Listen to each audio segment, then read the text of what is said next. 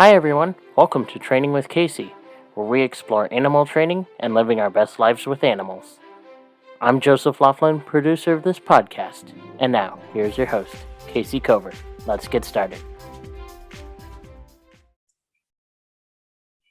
It's 2022-7/14 Thursday, and we are going to discuss some of the work of John W. Donahoe. And our leader in this today is Scott Thomas. Scott, I'm going to see if I can make you a co-host. There we go.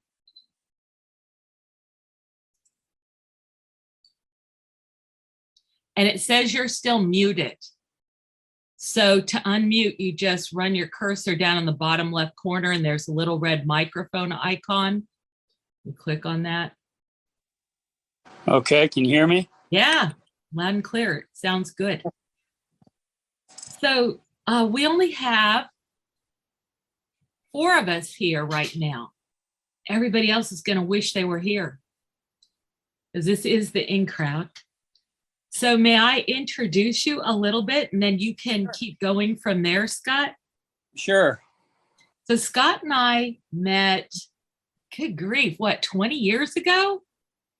When I don't know, a long time ago. Still out at King's Dominion at Busch Gardens. And a while. Yeah, that was a while. And so he's worked there. He's worked for Marine Animal Productions, the Oklahoma City Zoo. He's working with scent detection dogs right now.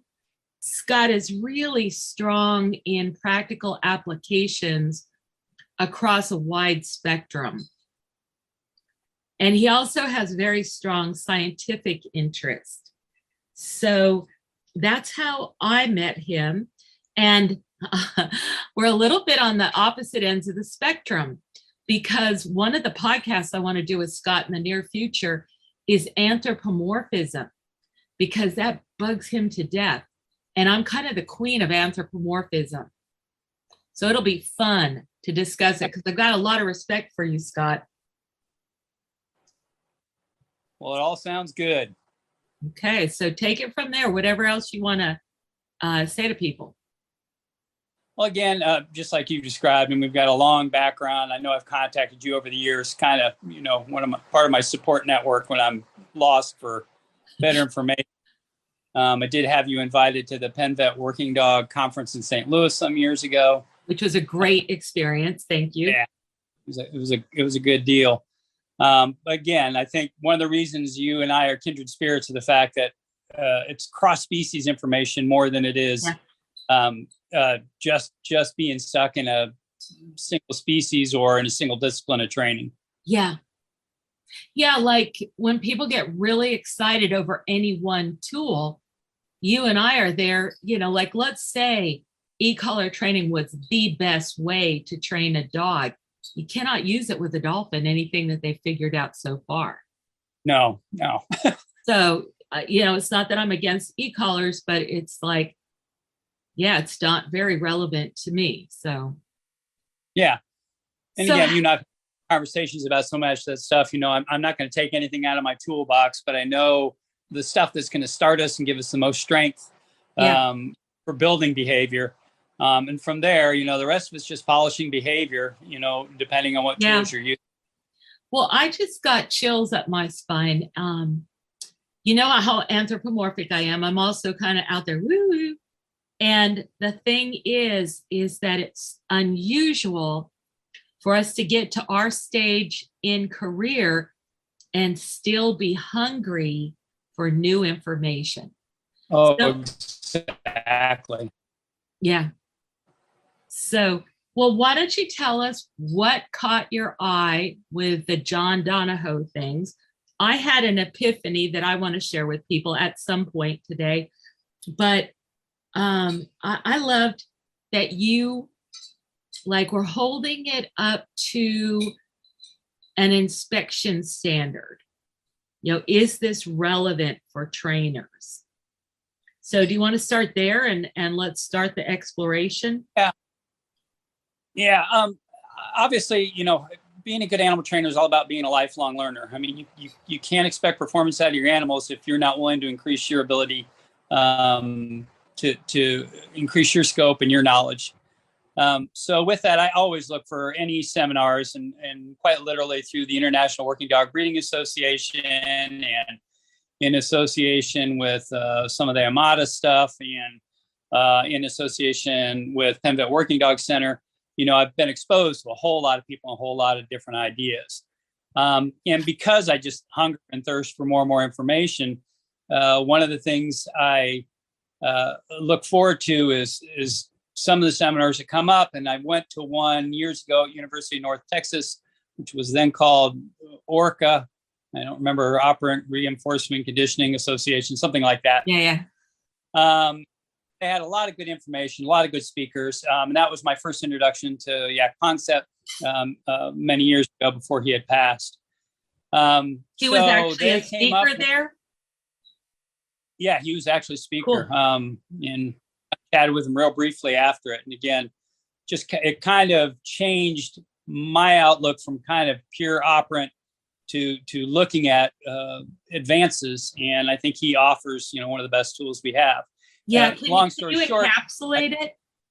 Can you encapsulate him for our other people here? Again, he's a neuroscientist. I think as we advance our understanding of animal training, we've always viewed it, Skinner viewed it as, the brain is a black box. We can't know what's going on. We can only have input and output and try and interpret it.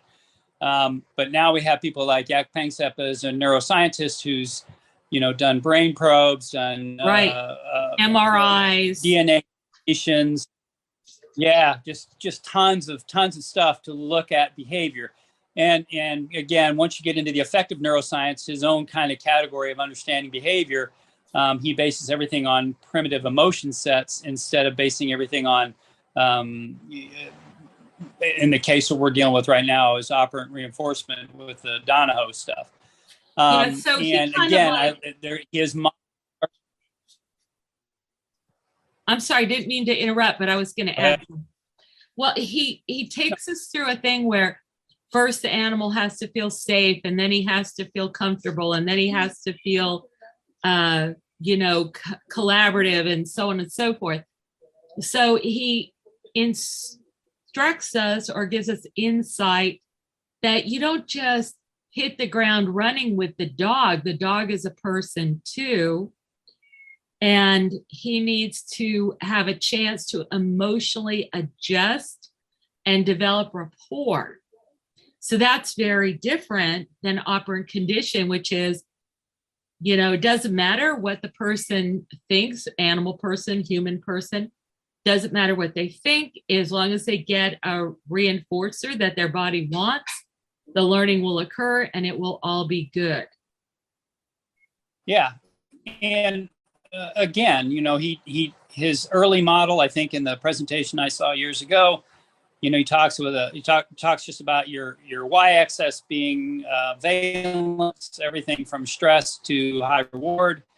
And then he puts in an x-axis of arousal levels from low arousal to high arousal. And that as a model takes us so much further than the 4 quadrants of operant conditioning to understand the full state of the dog. And again, I understand the complexities and why we have to have the complexities, but at the same time, we have to start with a model simple enough that everybody can grab hold of it. And that's probably, my biggest takeaway from Donahoe is what I think is a huge overcomplication of something that could be looked at much more simply across many other theorists. That's enticing. So let's see how far we can get in exploring that. So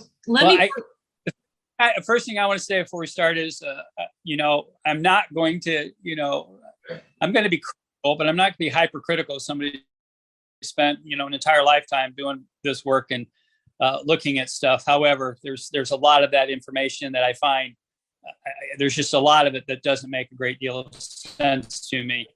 If you have to actually get something done, it's different than if you're trying to catalog another response, like if you add 2 millimeters more of sugar to the quart, or to the liter, what will the outcome be on the response of the pigeons or whatever? And it's like, that's driving it so fine. It may be relevant to them, but for us, it's questionable.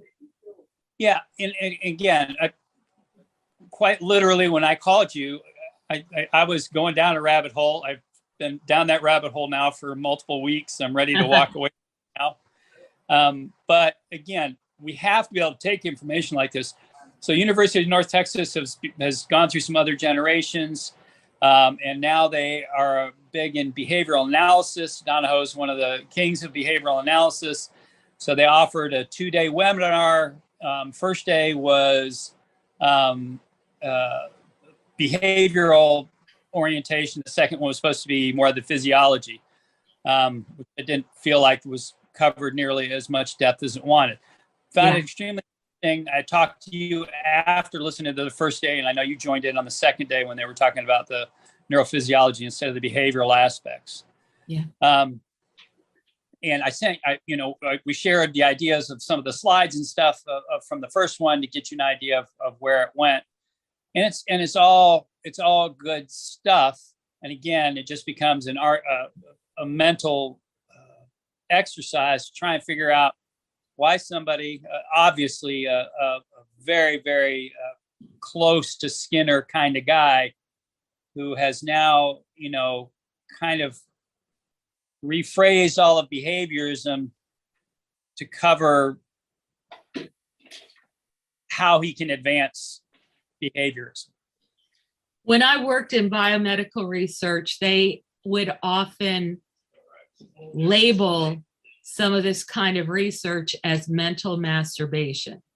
So it had some pleasure involved in the process, but no practical outcome. And that was one of the first things for me in the seminar, was after having gone to the earlier rendition of what they were doing up at University of North Texas, and to listen to this thing, and it just was so very, very narrow in its scope. And again, most of those people up there are working in behavior analysis, but they're looking far more for practical applications. And every time a question was raised about practical application, Dr. Donahoe kind of dismissed it and, would refer it to other people. And it's really hard for me, for someone to have been in the industry or been around the industry and been around animal learning and complex behavior for all the years he has, that he won't kind of dip his toe in the water when it comes to what is a very complex behavior from his orientation. Yeah. Can I take a moment to introduce our other two participants right now? So Joseph Laughlin is the producer of our podcast, and he's an up-and-coming animal professional. He's 28 years old, and he volunteers at the San Diego Safari Park and has been producing podcasts about SeaWorld and so on for years now. And Laurel Trammell was my beloved assistant all those many years ago. What did we say it was, 10 years ago, Laurel? Yeah, maybe 5, right? And she was a very talented horsewoman with very deep and broad experience, but she also liked cats and dogs and so on. But I think partially in response to my urging, you went into working with kids with autism, right?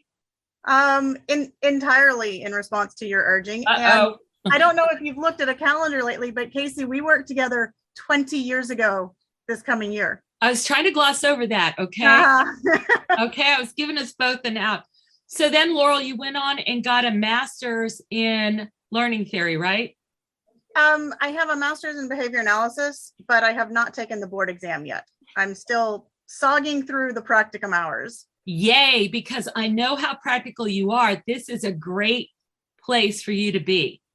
Because Scott, Laurel has gone in and done things with students that nobody else could do. All these people that have these credentials that Laurel went and got the experience first, like we did, and then she went back to get the credential. So, just get ready for a bunch of cognitive dissonance. If you haven't had to take an aspirin already, get the jar out.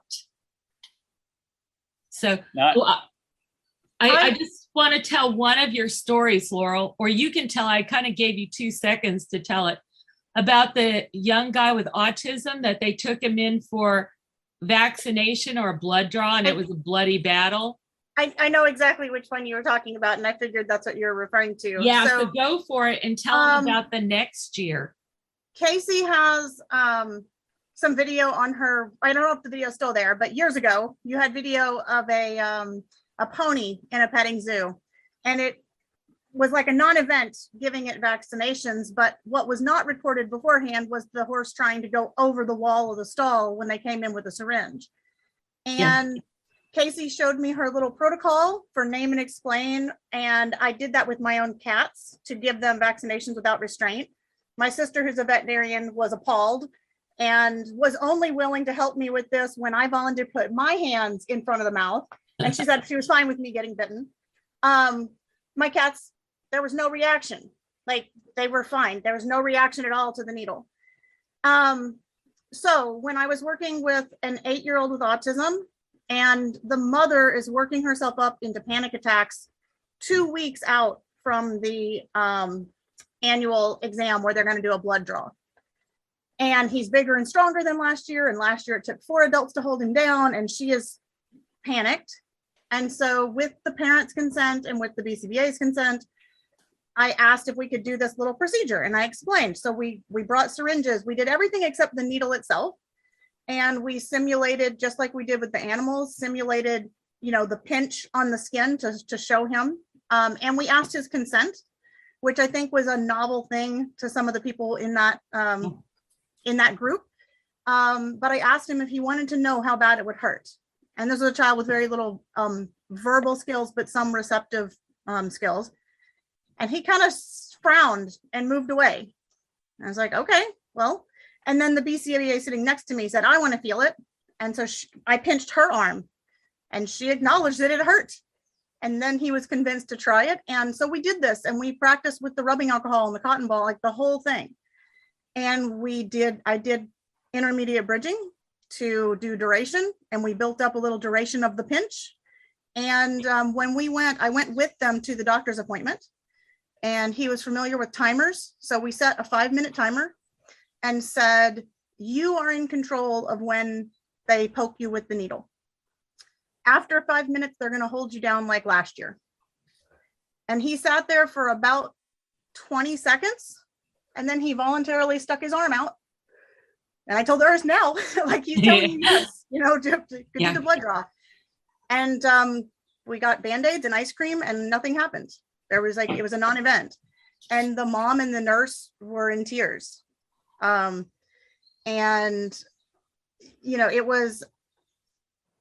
was the day that convinced me I was going to finish my master's no matter how long it took, because that was a profound experience for me and for that family. And we do it every day of the week. It takes us an average of 1.5 minutes to prepare an animal for an injection, an animal that's never even done it before, or an animal that has a bad experience.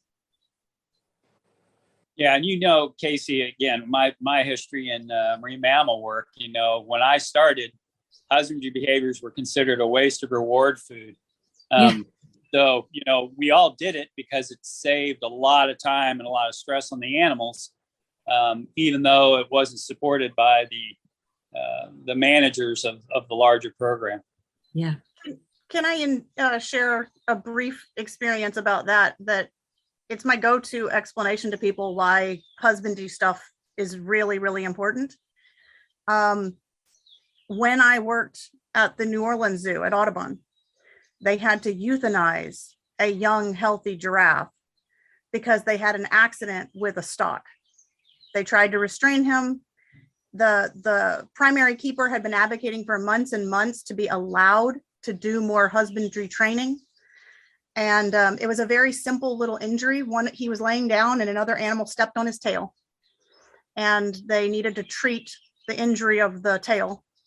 And he ended up damaging his neck because he wasn't sufficiently trained for restraint procedures of just entering the stock. And over a period of time, the neck injury got worse and worse, and they had to euthanize him. Mm-hmm. And the whole entire thing, they lost this giraffe because they wouldn't listen to the animal trainer who said, we need more time to train husbandry cooperation. Yeah. When I was at National Zoo, we trained all of our seals and sea lions and our gray seals to cooperate with all of their different medical procedures. And the case I made to the National Zoo is they have 50% chance of dying with routine anesthesia. So we need to do it this other way. During the 8 years that I was at the National Zoo, at our sister aquarium at Baltimore, they lost half of their gray seals to routine anesthesia for routine medical procedures. So yeah, you're absolutely right. Okay. Yeah, we've all been there. We've all seen that. I mean, the same thing when I was at the Oklahoma City Zoo. I know I've told you before, Kayce, Gary Priest came in, all the younger staff were all excited about training husband behaviors. All the old staff didn't want anything to do with it.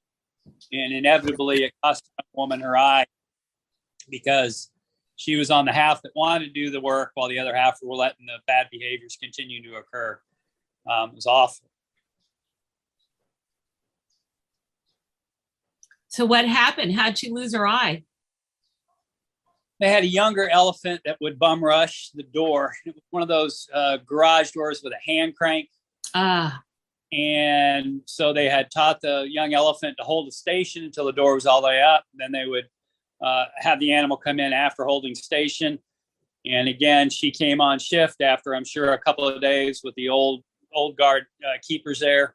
And, so the young elephant jarred the door, made the crank come out of her hand, and she was bending down into the crank when she was doing it.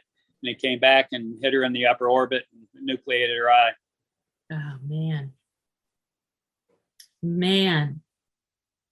Boy. Well, then that brought me to a story, but I won't tell it. I'll just say that a guy that was laughing at me and some other trainers about teaching a hand-reared deer some manners ended up really getting messed up by the same deer. He was no longer laughing.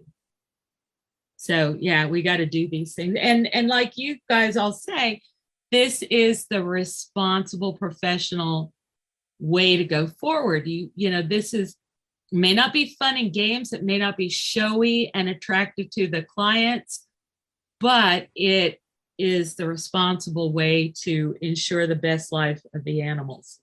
Oh, yeah.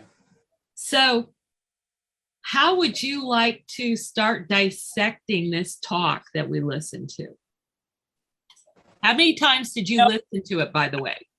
You know me, I'm kind of crazy. And after listening to all of it, I did order his book, and I have not read it cover to cover. I have dissected it pretty rapidly. I got to ask, did you love chapter 7? That one guy just loved chapter 7.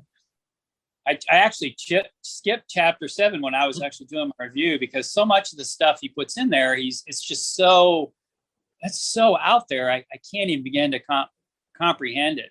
Yeah. And again, even I called you initially on this, when he was talking about doing the work with air puffs in the eyeballs of rabbit to check nictitating membrane response. I'm like, how discrete a behavior do you have to have before you realize, you think you're answering the questions at this really high level of resolution, but it's not answering anything. And again, his book is called Learning in Complex Behavior, but the most complex behavior he even gets into the book would be the basic, Wolfgang Kahler study with problem solving in chimpanzees. Okay. And he wasn't really involved into it. And then apparently he or a lab he was associated with redid the Kahler experiments with pigeons. Okay. Well, you can't. It's a pigeon. Well, see, I don't know the Taylor experiment, so tell us. Okay, you know the Taylor experiment was basically, you put a chimpanzee, you put bananas out of reach, you give them boxes. Oh, that one. And a needle to get a hold of. And it's so funny because in earlier portions of his book, he talks about the limitation of selectionism, his go-to area, and talks about how obviously selectionism doesn't work when we're, a bird can't do what a fish can't do, what a human can't do. So right. You can't have the argument one way and then have it work for you in the other breath. Now he's got a pigeon trying to solve a problem. And his basic argument against the chimpanzees was, well, chimpanzees had to have prior experience in order to figure out how to do this. And apparently some other experimenters did different levels and found, some animals were better at problem solving than others. Well, okay, no duh. But yet again, if we go down to the twitching of a nictitating membrane, I have a hard time making that giant leap of faith. Okay, so I got to say something about that particular experiment. I'm actually excited about it. You know why? I want to know exactly what that span of time is, because that's a neurological parameter. What is the speed of response? And what's the distance that the communication has to travel to get from where it starts to wherever it's determined. So for example, if your finger gets on something hot, that information doesn't go to your brain and your brain doesn't tell you to move your hand. That's a limbic reflex. And so it goes to your spine. And I think it goes up the efferent nerve and out the afferent nerve. And so it's, designed to get you out of danger faster. So I had heard, but not verified, that the speed of the neurological reset, the refractory period after a response, is about 1/10 of a second. And the intermediate bridge is 8 per second. So it's 1/8 of a second. And all these people predicted that the intermediate bridge, they've actually said, this is not really useful. This is just a gimmick. And yet, if you take untrained animals and start the intermediate bridge, they'll come stand in front of you wagging their tails. This is dogs, right? Doesn't happen so often with whales.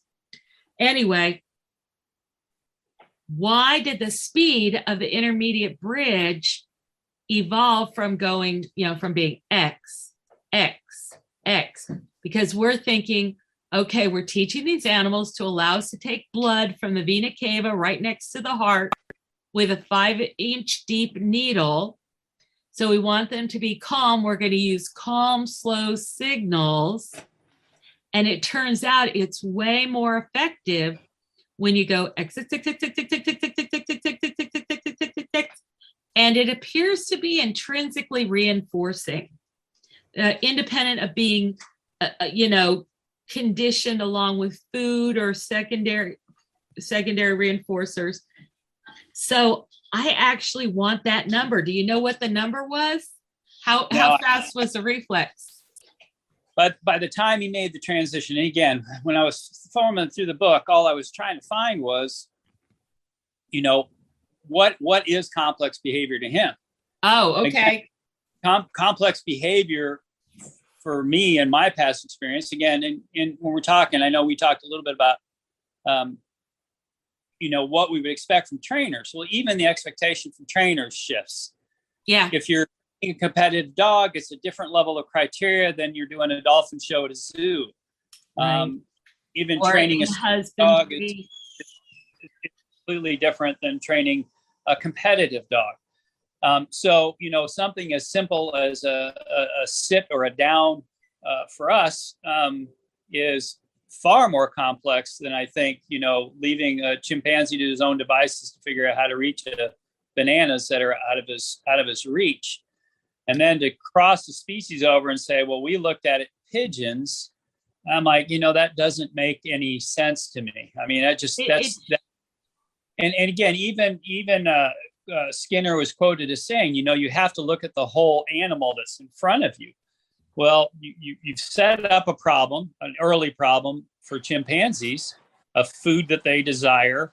They do have a desire to go high for more than one reason, whether it be whether it be trying to get food. And now you've got a thing that can fly, who doesn't eat bananas. It's crazy. And again, even in the beginning of his book, he talks about, those things being incongruent, yet he tries to make that same argument towards the end of his book. So he's made a major, it's majorly flawed from an external validity design perspective. So I could only find a couple of commentaries and criticisms. So what they consider themselves, I guess it was behaviorism, then it was radical behaviorism. And then from radical behaviorism, it became selectionism, where now they're reaching back to the laws of behavior being guided by the same laws of Darwinian selection. So selectionism refers to Darwin's perspective. Can you put that in a capsule? I think, again, you and I were talking about it earlier, and the fact that, they're trying to find universal laws, like what regulates physics, and those are laws. I mean, tomorrow gravity will be here like it was today, barring any calamity. Right. You know what those laws look like. We know how to measure that stuff. I think our biggest problem is the study of psychology and the study of behavior is still very, very, very, very new. Yeah. And as new as it is, I don't understand why we reach back in time. And obviously, Donahoe is a big numbers guy. I'm not a big statistician kind of guy. I'll read this, and even Skinner. I think Skinner was quoted as saying, I think Donahoe said in the second lecture, Skinner said, "Don't ever trust a mathematician." And it's ironic because Darwin was very, very non-mathematical. He wasn't dealing in numbers issues at all. It was all conceptualization. Logic. For them to go backwards and support an advance, and again, they're trying to tie, or Donahoe is trying to tie behaviorism or selectionism back into kind of our newer ideas of cognition. And, he's using stuff like computer models and what have you and artificial intelligence. But again, you're talking heavy math, but your whole reliance of your argument is, Darwinianism, which is non-mathematical altogether. I mean, Darwin, as far as I know, was completely unaware of the work of Mendel, as in his lifetime. And yet Mendel is one of those guys, again, he was looking at the math of the whole thing. He was crunching hard numbers, to be able to create the models he created. Yeah. And a word on math as a culture, math is just a tool. It's a way of dealing with quantities and manipulating them and so on. It isn't the exact same kind of process as scientific inquiry is. So right. If you take somebody doesn't have to know or understand mathematics to be mathematical. It's a perspective of measuring and logically going from here to there. And so if you study mathematics, you have a better way to talk about it and an easier way to write about it. But a guy and far more discrete way of measuring it. When we had people like Galileo and Newton working on this stuff, they put this stuff down into stuff that everybody else could manipulate.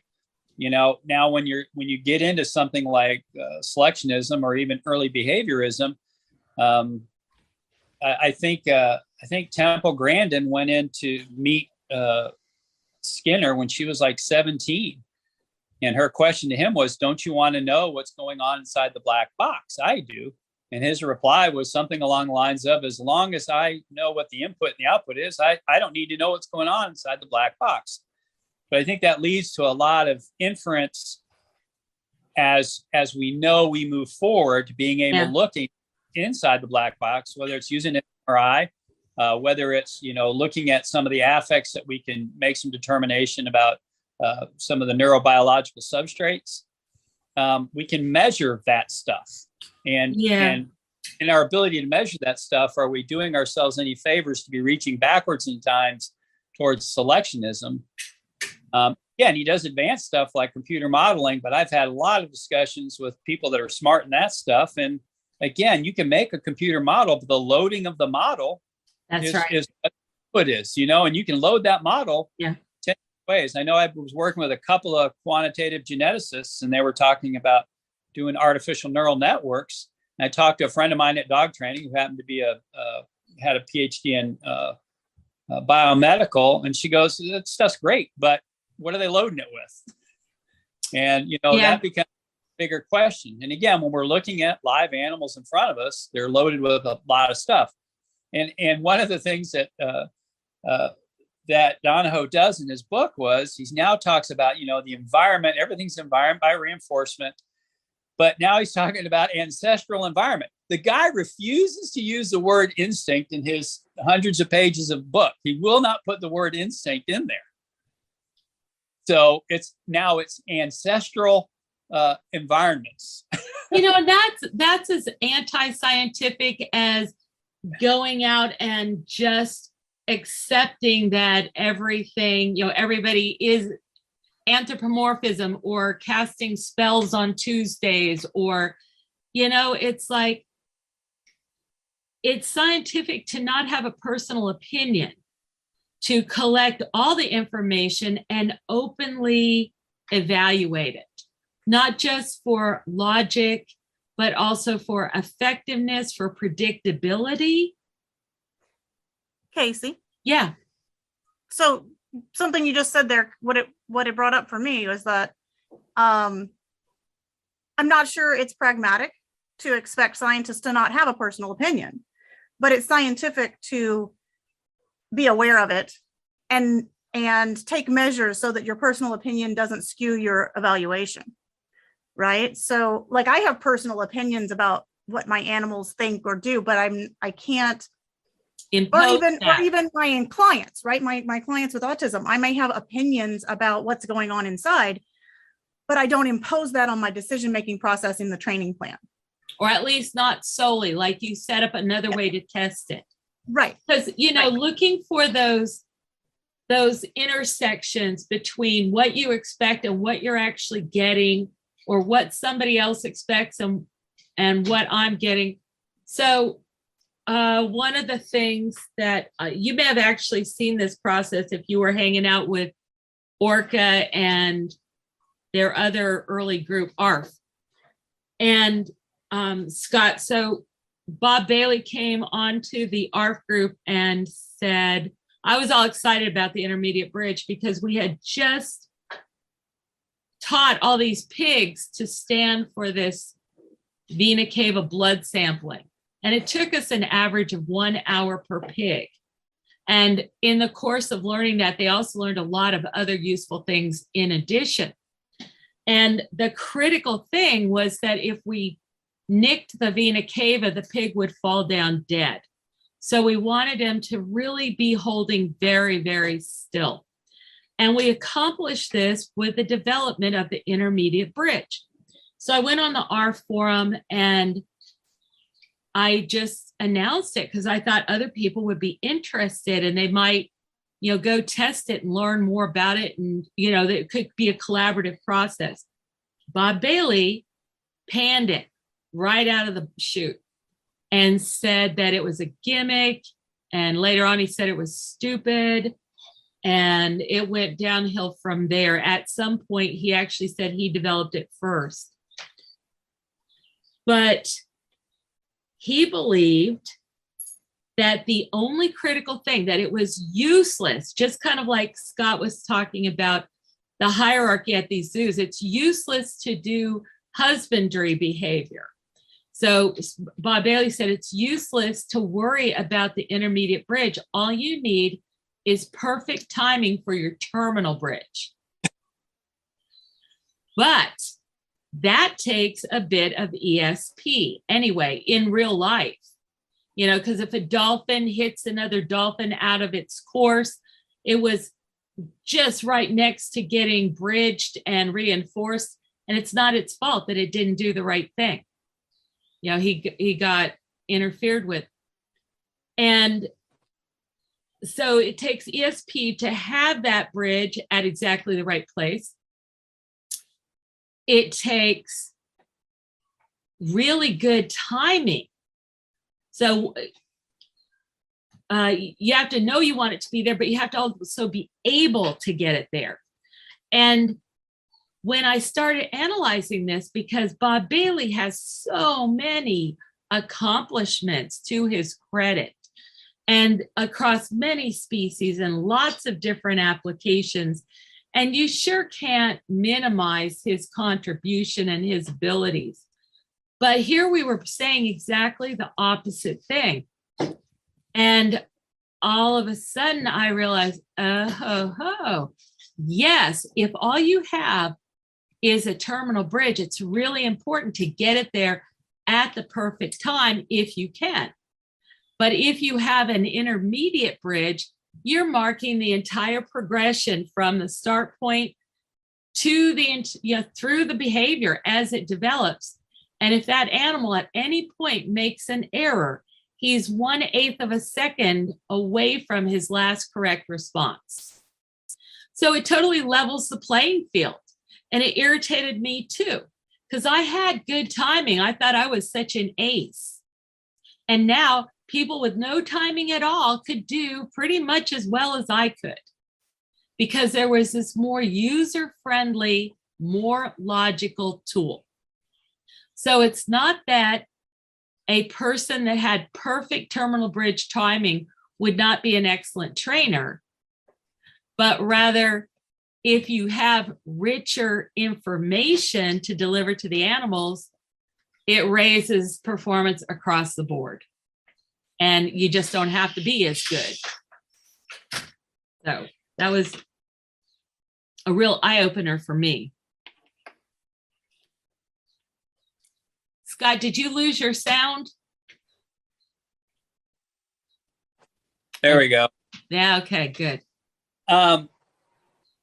So much of this tends to be, the history of how we approach some of this stuff. One of the things I ran into looking at this was a thing called the tree of knowledge, where, obviously physical sciences were existing before we could comprehend them. Then they go into the biological sciences, understanding life. And then they go into the psychological sciences, understanding the mind. And then the last one being culture, in the more relative. And again, those are measured both by complexity and variance. And I think one of the problems we look at is, we're way ahead on the hard science aspect of things. But now within understanding psychology, we know far more about the physiology than we've ever understood before. So with the guys like again, when we look at Bob Bailey, and his association with the Braylons, the Braylons, proved, the faults of the black box issue with Skinner when they were talking about instinctual drift in some of the animals there. And again, that good kind of stuff, and now we go back to Donahoe, and once again, he will not put the word instinct anywhere in his book. I mean, and again, that in the face of, the work of Tim Bergen and Conrad Lorenz and Frisch, those guys were showing us that stuff a long time ago. Those guys earned a Nobel Prize looking at that information. Yeah, and then these other guys are like, pay no attention to the man behind the curtain. This is everything. That's everything. Yeah. So, I mean, a lot of this tends to be historic. When I have comments to people about advancing your training knowledge, I tell them, do you want a phone from 1930s, or do you want a phone that we have available today? Do you want to fly an airplane from the 1930s to go to Hawaii, or would you rather fly on an airplane made today? So we have all these advances. Do you want to have the medicine from 1930s, or would you rather have the medicine that has advanced in the past 90 years? And I think part of that is where we get hung up on that stuff. And I think, when we look at stuff like Bob Bailey, and you guys had that same conversation on an open forum at that conference in St. Louis about the intermediate marker. And again, I want to advance those ideas. I want to make sure we don't have trainers. I mean, there was just an article went across Facebook today about, how inaccurate the idea of the wolf pack hierarchy is, and it's things that dog trainers rely on to this day.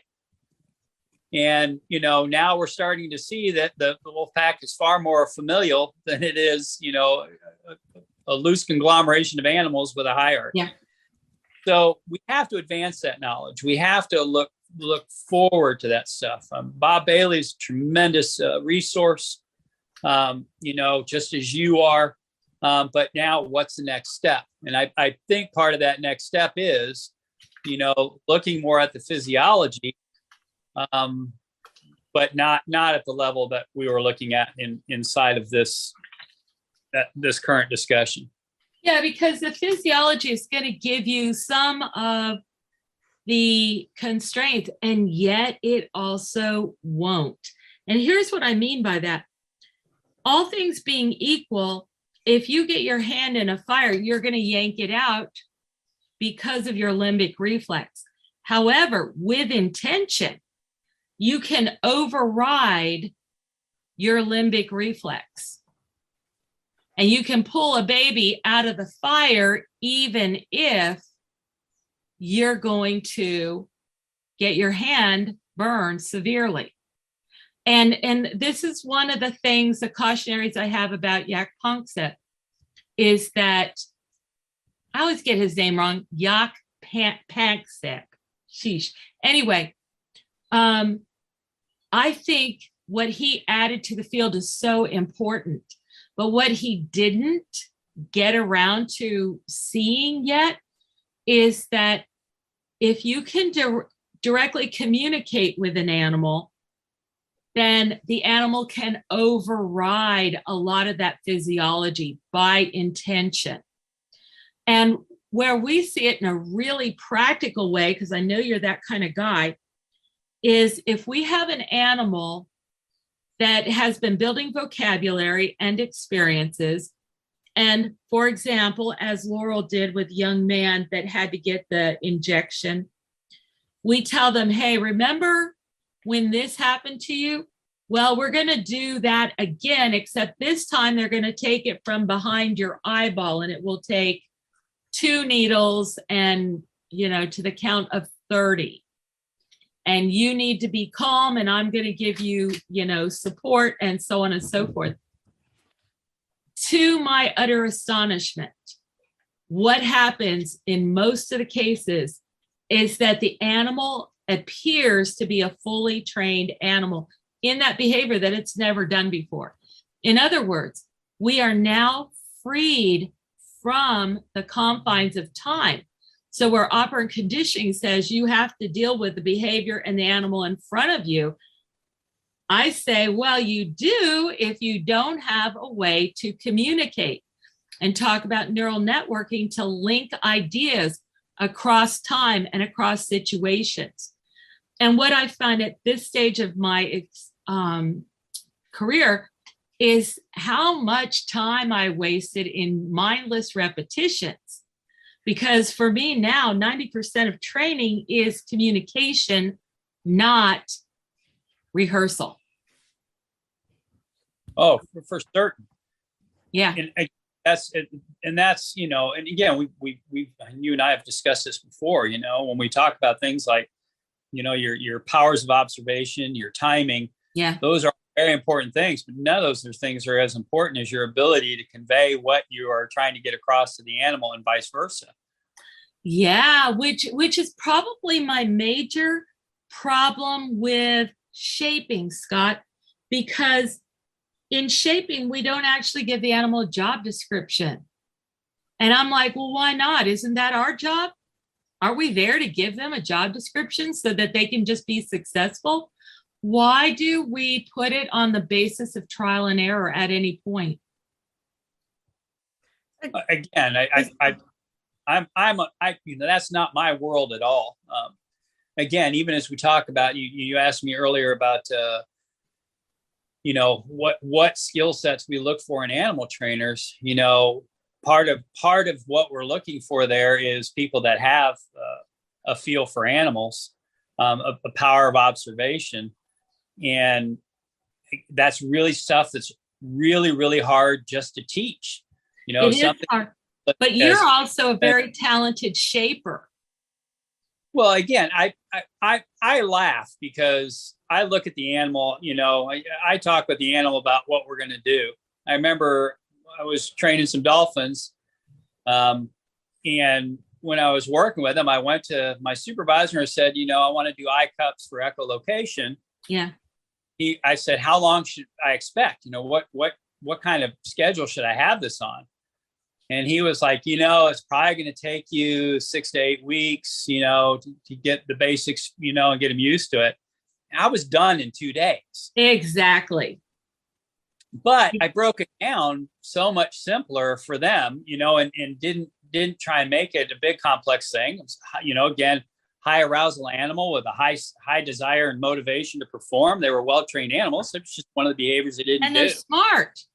If you give them half a chance to connect the dots, they'll get there before you, which is one of the problems working with dolphins.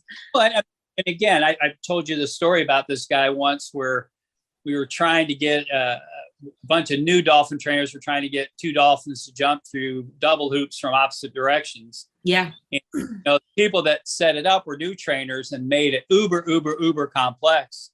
And this guy came out and he was literally the son of the first Flipper trainer, Flipper movie, not Flipper TV.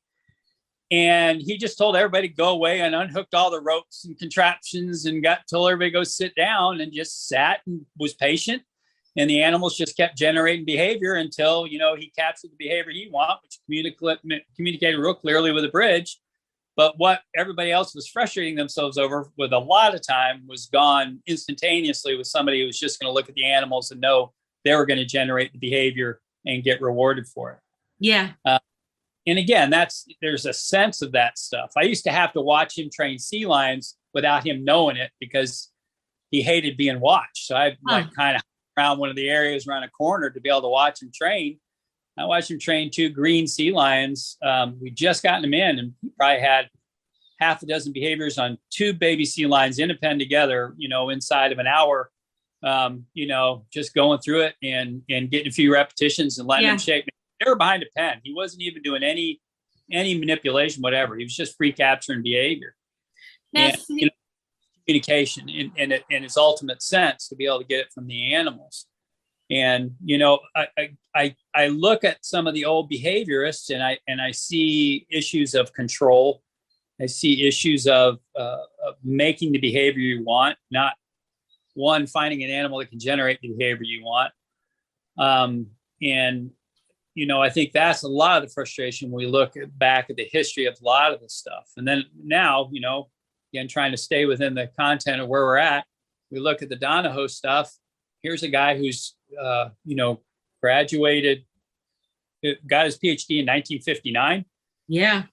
Working at this stuff for all these years. I think published his book in 2003. And again, you can't ask him a question about, how do I get my dog to sit? Right. There's absolutely no practical applications.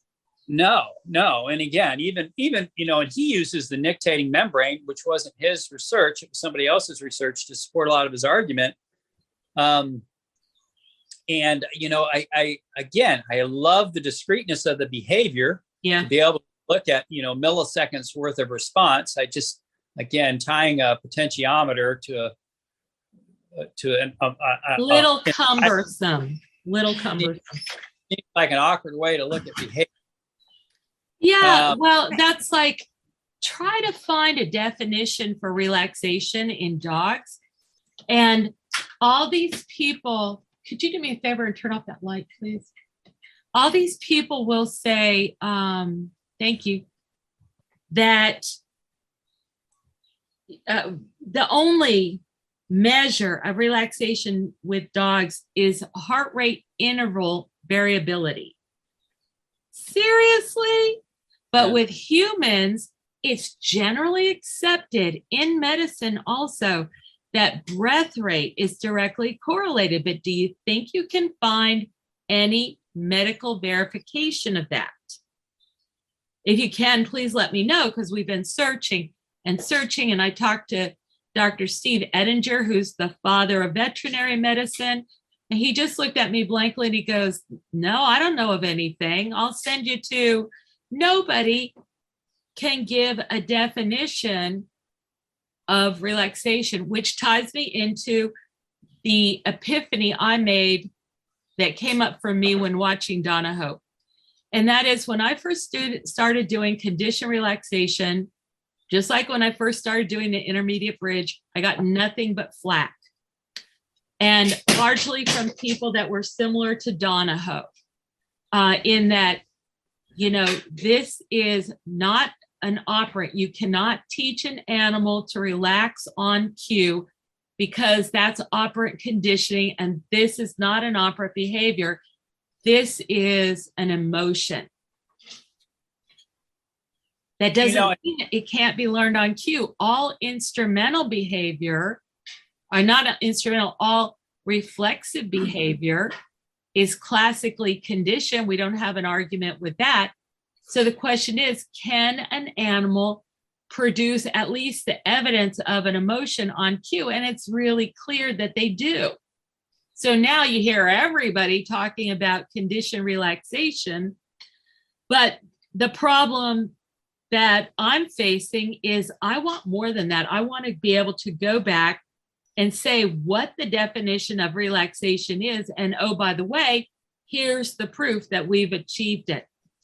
But what Donahoe did for me, which is a major gift, is he just said, of course you can condition these responses. And here's how we know it. And I'm like, thank you. I will be citing you from now on. Laurel, were you going to say something? As you kept talking, you clarified what I was going to ask. I had it backwards when I follow what you're saying now. And Okay. It makes sense. And again, I think, when we start going back again to emotions, Mm-hmm. Again, that was a big eye opener. Again, even more so than just the more daily emotions we go through, but these primitive emotions that Yak was looking at. Yeah, because And he then just really put a light on that. He took his emotions, he compared them to the big 5 personality traits, which is, supported heavily by the human psychology side. And then even Darwin had a series of emotions he was talking about way back in the day. So here again, we have 3 and 4, different theories of personality and learning that have to do with these emotional responses. All the emotional responses in Ponsep's work related clearly to different neurobiological states, different functions and structures within the brain. Again, that to me becomes more interesting. And so when you talk about even relaxation, and we can only measure it in one way, well, we can measure it in many, many different ways. We didn't have the advantage of technology where everybody can have a accelerometer on 12 places on a dog, and it's affordable. Crunching the data is going to be quite extensive, but start measuring things like that. Respiration, we were looking at using those infrared thermometers with dolphins to see if we could get accurate core body temperatures, other than having to do a rectal, which isn't hard to train at all. But there's always different ways of doing that. I trained all my dolphins to dry dock on a dry dock that had underneath it had load cells where I could tear out the amount of weight from the thing. But now I could get, I could do daily weights if I wanted to. Yeah. Which obviously was way more critical when I was training birds. When you've got a bird that weighs, 300 grams, you haven't got a lot to work with. Right. definitely weighing them every day. But the birds probably taught me way more about emotions than the marine mammals did. Much more expressive of their emotions and much more easier. I mean, Yeah, panic, the marine mammals are a bit inscrutable to us. because the dolphins are always smiling, Kayce. Oh, yeah, that's true. They're so happy. So are the polar bears. Yeah. So, I mean, when I look at that, and one of the funniest things I found when we were talking about doing this, I think I sent it to you, was, a snippet from Xing Kuo's book.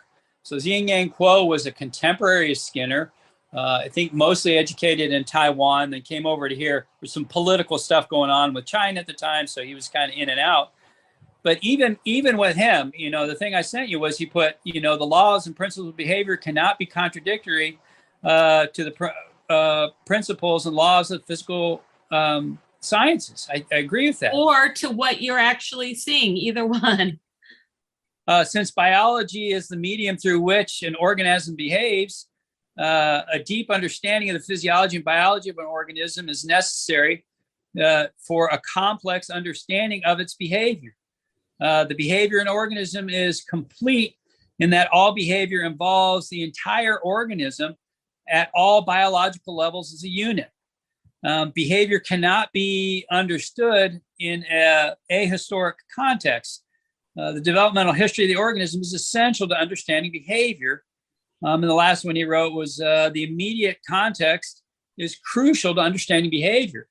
And like, I look at all that stuff that was written, I think that book was 1967. I'm sure he was formulating those ideas much easier. He was doing some neurophysiology stuff that nobody was getting away with anywhere else in the world, way earlier than anybody tried.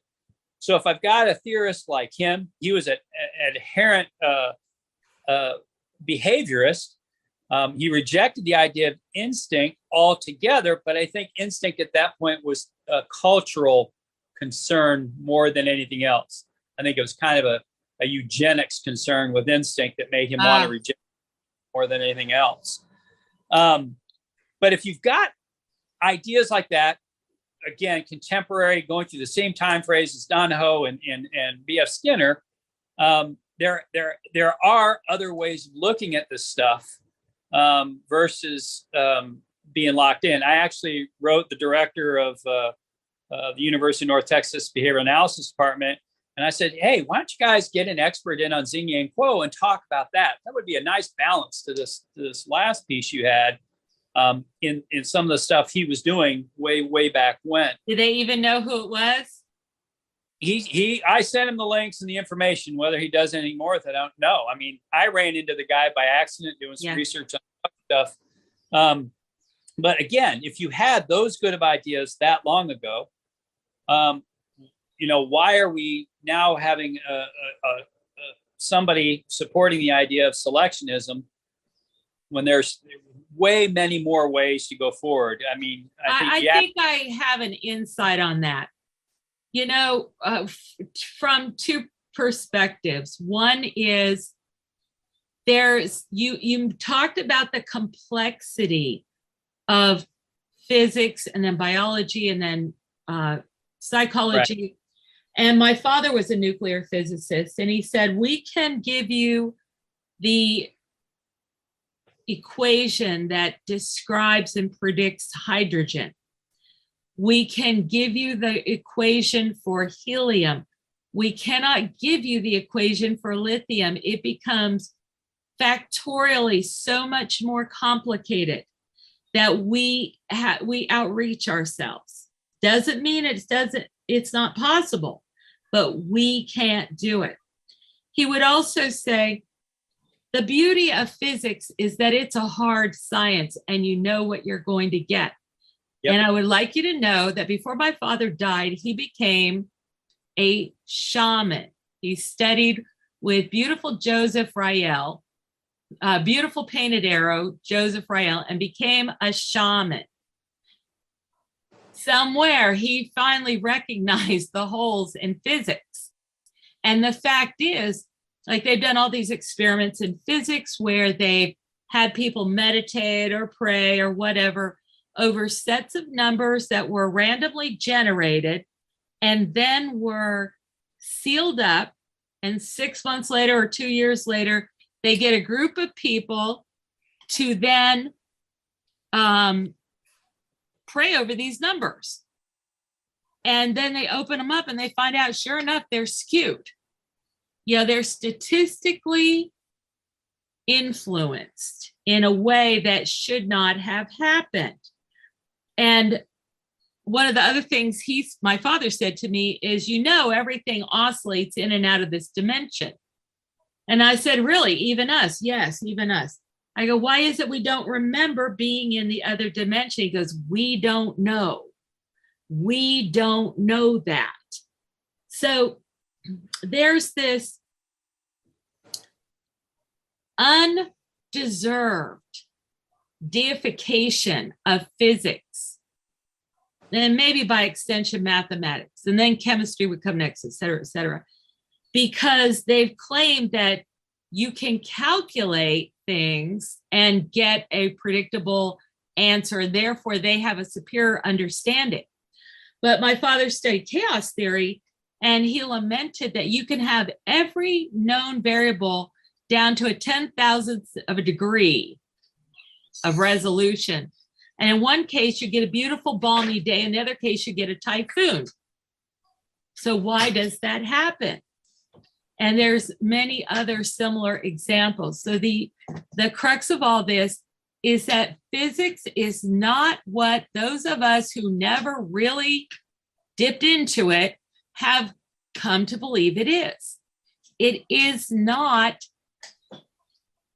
above the chaos. It is not exempt from the singularities that happen in every other kind of science. But in addition, every other kind of science is dealing with a much more complicated picture. But you take somebody like Donahoe, I think he's trying for something analogous to the unified field theory. And he definitely wants something like that. Yeah. But unfortunately, he's trying to do it with baling wire and duct tape. And after the fact, he needs to formulate a new understanding, one with instincts in it. Well, and it's so funny. I think Yak actually wrote a paper about trying to get cognition and effective neuroscience to link up a little bit more tighter. And again, there's weird stuff out there, like, individuals' personalities and wanting to own this, own that. And, this is their idea. Anthropomorphism. I don't care about any of that. I just want to know that when I'm working with, this dog, this is probably the best response surface I should have. And if I'm working with this dog, one of my early enlightenments when I was running the breeding program for the Transportation Security Administration was running into a guy named Rolf Balhars, who's probably the preeminent author on breeding programs for canines. Okay. And he pulled out a map one day and was showing me two different, again, theoretical map, two different loci on the gene. And then with the loci on the gene, if you now factor in a different axis, which he called, wasn't resilience, something close to resilience. So now you had this three-dimensional map, all these peaks and valleys, huge response surface that had all this stuff over it. And then I looked at that at the same time, was looking at Conrad Waddington's model of epigenetics. And again, Xingyan Kuo, another guy, was big into epigenesis way before the time. But Waddington, showing, just because you're at A doesn't mean you're going to make it to B, because there's these different channels that are impacted by the environment. That can change everything. Huh? That can change everything. Like the environmental influence can actually alter your genetic expression up to that point. Well, this is one of the concerns, and no one wants to have long conversations about epigenetics, and even less want to have them with me, because the epigenetics becomes a whole thing. I think the first measure of epigenetics was done by Jablonski and Lamb in their preeminent book on epigenetics. And all they could look at was chromatin compaction. That was it. And what they found with the Belyaev foxes, the foxes that were bred specifically for tameness in Russia, and we learned a whole bunch other than you can't tame a fur fox and maintain a good coat. But with the tame foxes, they found chromatin compacting. Well, now we're in an era where the genome is known. We know more about epigenetic change. I mean, I went to the first behavioral epigenetic conference. It was in Boston some years ago. And again, they were all talking about damage. And most of that research was based on crack mothers and crack babies, where you both have a chemical insult as well as a social insult to these young children. And of course, we're on the other end of it, like, well, if we can impact this stuff in a positive way, what can we look forward to? No one really wanted to have that discussion. So when we start looking at epigenetics, I mean, we had, I think Gail Smith from University of Pennsylvania said, if you look at outcomes, his guesstimation was that epigenetic change could be up to a 20,000x factor difference in outcome, because you have other stuff that can occur.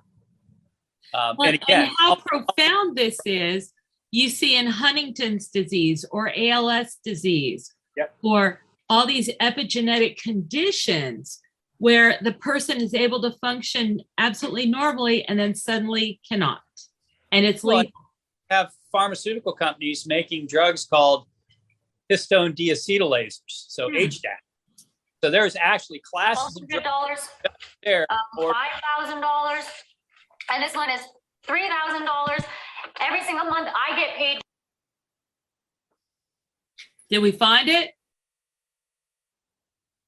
Are we there? Yeah. So, I mean, when we start seeing we're changing drug classes based on changing epigenetic expression, and again, emphasis of that, we know, again, now we can do that. And again, I think Concept did a bunch of good work with blockout drugs and blockout genetics to be able to figure out a lot of these deep-rooted early emotions. Yeah.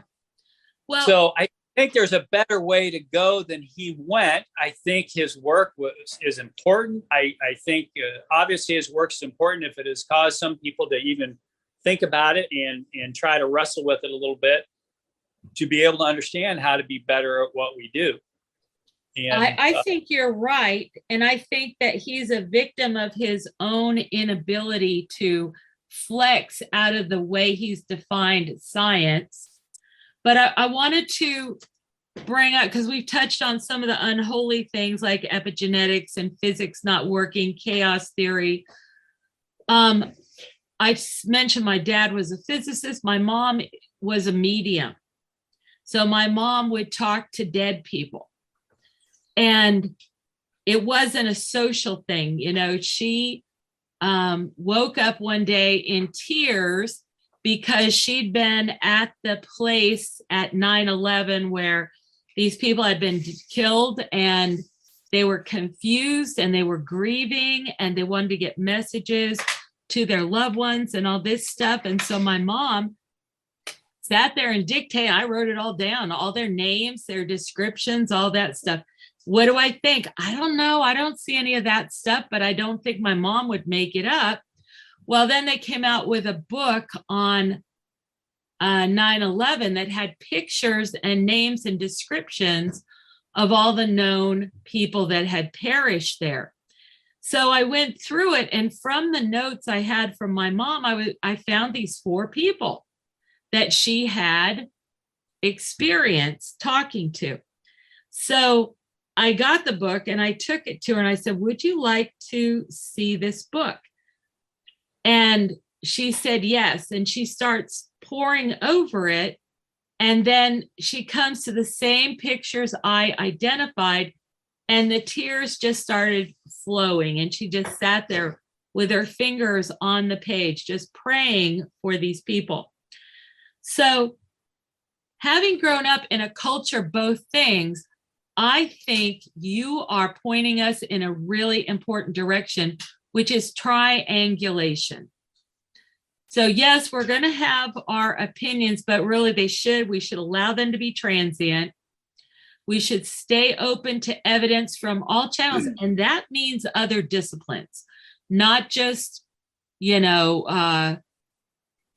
behavior analysis or learning theory or Freud or physics or chemistry, but across the board, and keep testing.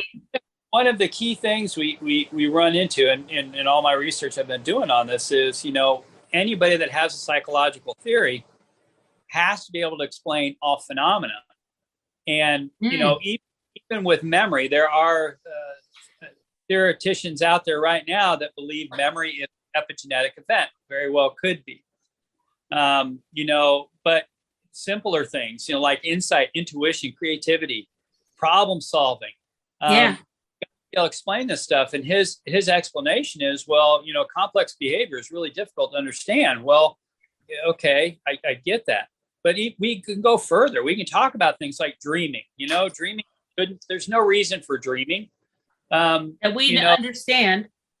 So, but I every morning, if I've had a good dream, I try to look at it, try to figure out how it fit in. If how much of it was just garbage I was trying to process out, how much of it is stuff I need to think more carefully about. And again, I think one of the key things, one of the last emotional surfaces that Concept drew upon was play.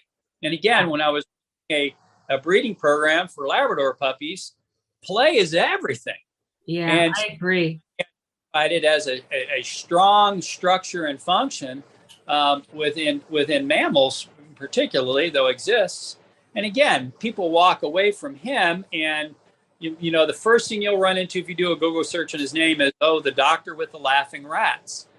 And again, it was great that he found these high frequency sounds associated with laughter in rats, and then he could tickle a rat and make them laugh. But again, that becomes more problematic for someone like Donahoe, because he's got to explain that away, where everything is the environment and the reinforcement, and that these things are occurring. I get the model he's going with. I understand it.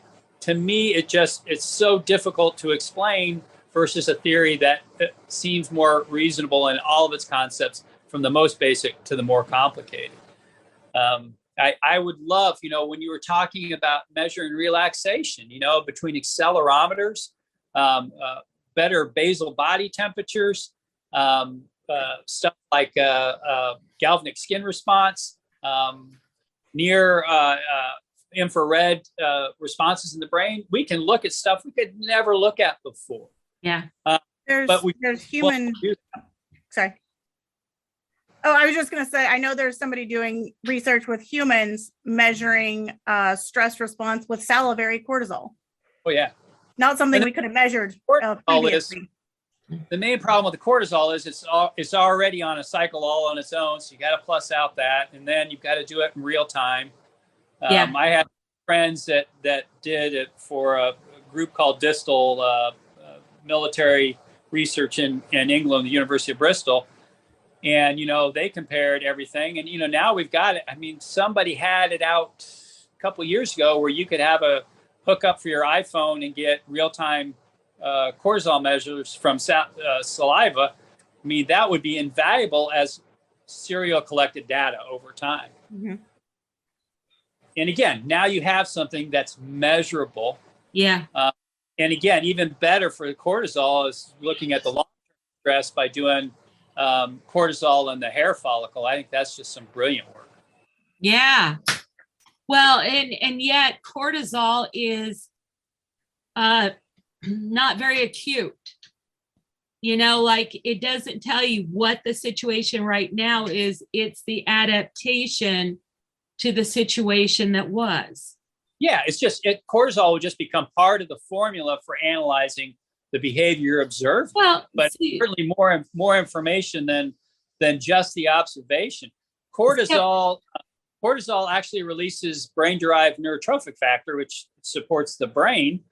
And brain-derived neurotrophic factor is the highest in marathon runners. So cortisol gets maligned a lot, but cortisol is also, it's there for a reason. It does good things as well as bad. Kayce, Yeah. Unfortunately, I have another meeting that starts at noon that I have to be at, so I have to go shortly. But one thing, maybe we could put a pin in, because I'd like your opinion on this later. So I wasn't able to rewatch the Donahoe webinar because I couldn't find it on their website. But I was we never got a link either. Yeah, so I did pull off this 2017 article that was in Java, talking about complementary discipline. So it's basically the same topic that Donahoe published. And there was a piece of this in here where he talks about the operant and Pavlovian procedures really being pretty much the same. It's just whether the reinforcing stimuli is in temporal proximity with a response or with another stimuli. And so the part that caught my eye that I wanted your comments on, because when I was in school at first, we were simply taught backward chaining doesn't really happen, or it only rarely happens, or we don't know if it happens. Yeah. And in the class that I took, it was very much dismissed as like, I don't think it happens. But he gives in this article an interesting explanation. Hang on, I'm going to read you the sentence real quick. And maybe if you've got a citation, share it. I'll send it out to everybody, or put it on the Facebook list. Well, he's talking about the continuity and talking about, sorry, I should have found where I highlighted it before I started to ask you.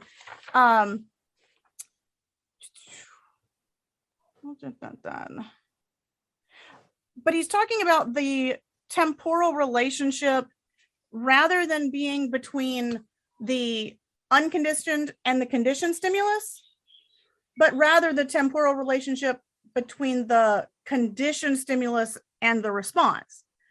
So, and it caught my ear because we were talking about like, what's the use of the laboratory stuff when we're talking about such tiny increments of time. Okay, give me those two options again, condition and response. And the first one was conditioned and what? Hang on one second. I can just read it to you. It would make more sense.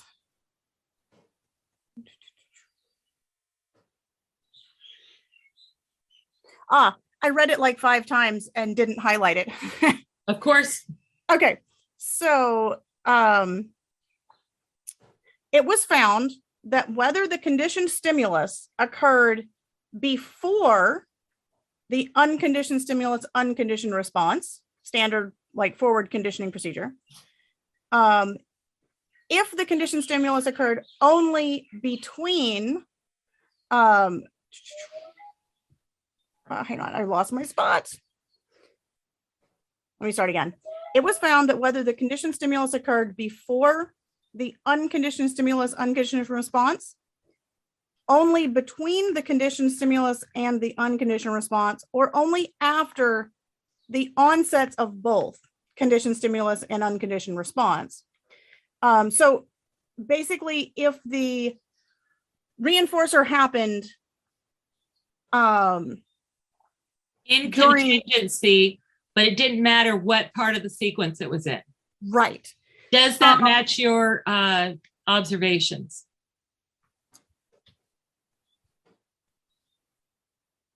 Here's a spoiler. It does mine. Yeah. Okay, so remember when we'll say, like, and yet I was taught in class when I was getting my master's degree that it doesn't really happen. And I'm like, I've seen it. I've seen it with animals, and I can't prove it because I wasn't recording it in the moment. Here's what's happening to those poor people that we're teaching you. They've been told about backward chaining, and I only know of 1 or 2 people that have actually really applied backward chaining, poets and musicians. Now, I was a violin player for many years. I never used it. And in real life, there's a flow to things. Not backward chaining, backward conditioning. So, so if this was the example we were given in class, the rustling of the grass, okay, and then the lion jumps out. So you have a stimulus followed by I get it. yeah. So that would be the traditional forward thing. So what? If the lion jumps out and then a sound happens afterwards, does that second stimulus get conditioned? Remember when we name things, we've been saying that, let's say you hear thunder and you can either say X thunder or thunder X and you get the same result. Right. So that's consistent with what we observe. I really do want to continue this conversation, but I can't stand up my other appointment. Yeah. Well, here's the thing, guys. We're going to get thrown off in just a couple of minutes anyway. Scott, this was really fun. This was way more fun than the actual lecture was. That's not very far. So here's the thing. Do you want to do another one? Like we'll do this one and people can bring up their questions and everything else. And then Joseph and I want to do midweek podcasts anyway. Let's do another one. That'd be cool. Yeah, I found it interesting. Good, because you're just going into all this. Did you have any idea it was actually this technical? No, I did not. Our minds, yeah. Yeah, I was like just listening. I'm like, they have a lot to say and a lot of wisdom. Well, wow, guys, we pulled it off. Okay. So, Scott, I do want to do a thing on, some of those other things like anthropomorphism and how. I know we had talked too about cross-species stuff when you were talking about. Let's do it. And again, anthropomorphism, for me, it's just the enemy of when I'm starting. You know, when I'm working with a new client with a dog, and they start telling me what their dog is. And their dog, right. Okay. So they're telling you a story. Got it. Well, and I'm looking at the dog, and all I can see from the dog is, somebody that actually understands me. Yeah. We're like, dog better for you. Well, you and your dog and I communicate well, and you and your dog don't communicate well. And that's the hard thing to teach people. That makes perfectly clear sense when you put it that way. There's a couple good takes out there talking about, again, I think Panksepp leads us more to the anthropomorphic because of the emotions. But look at the history of study of dog behavior. Sam Gosling from the University of Texas used to put up this diagram that showed the number of citations in serious research with dogs. I think it was in psychology. And there's like nothing till like 1971. And then it just shoots through the roof. So we're literally, only 50 years into that to be able to understand our dogs. And I mean, I have arguments all the time. People want to always talk about drive. I'm like, drive is the worst term in the world to use to describe dog behavior. Yeah. Because drive can be a million different things. And it's not even necessarily relevant. Drive all comes from Conrad Most, and I think he wrote that again. That's in the 30s and 40s. Yeah. So stuck on these old ideas. And again, let's first. And they could be really good. Yeah, they could be very effective systems and everything, but they're not everything. No. And again, I won't even argue with Donahoe a lot about the environmental input on genetic outcomes, because of looking at same breeds of dogs in different disciplines where they've been bred for multiple generations for that specific discipline.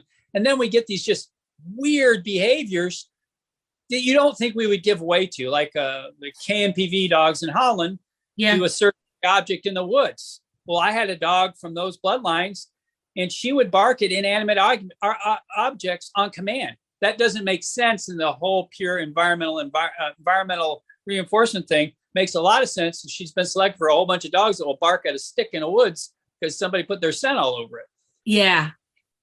So, it's like it's so much richer than we have been led to believe. There's so many things. So just to put a marker in it, we've got to talk about. Go ahead. So we named all the puppies in the TSA program after 9/11 victims. Yeah. Okay. My mom's right there with you. The number of times, we got in contact with a family member and would have the hair stand on our back. Yes. Like we had one dog, and her dad called, and he said, well, I just started crying because you told me what the tattoo number was for the puppy.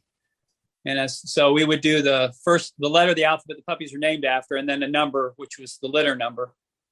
And her tattoo on the puppy named after his daughter was G3. And he goes, that was my nickname for her, because all three of her names are G's. Gosh, I just got chills. I know. We had tons of those, just tons of those. So again, there is a connection at a higher level, Yeah, well, and the wonderful thing is we're not all afraid to go there. And that's the beautiful thing about being able to be technical and to also leave it behind for the greater experience that we all participate in. Scott, how long will it take you to recover from this? Do you want? No, I'm done. This, you recover from being in the rabbit hole for forever. So. Okay, so I'm saying, when do you want to do another thing like this? Whenever you want to. You get a good subject and give me a little time to look over my life and figure out what's applicable and what's not. Okay, so we'll figure out a subject, and it'll probably be, probably take us a couple of weeks and everything, maybe once a month. Let's just do this. This is really a lot of fun, but also these recordings will stay available for other people to listen to and, to keep that search going forward. That's really exciting. All righty, Kayce, I look forward to it anytime. Okay, thanks, Joseph, for being here. Thanks. You're very welcome. Laurel, and it was such a pleasure, Scott. It's always great. Talk to you soon. Take care. Bye. Hey fans, are you enjoying Training with Kayce? Don't forget to subscribe to the podcast on iTunes or wherever you get your podcasts from. Also, don't forget to subscribe to Kayce Covert on YouTube. That is youtube.com/C/Kayce Covert. Also, give the podcast a like, share, and comment. Thanks for joining us. Come back for more news and views on animal training and living with animals. Stay at the top of the pack with Kayce. This is Joseph Laughlin, producer of Training with Kayce. See you next time.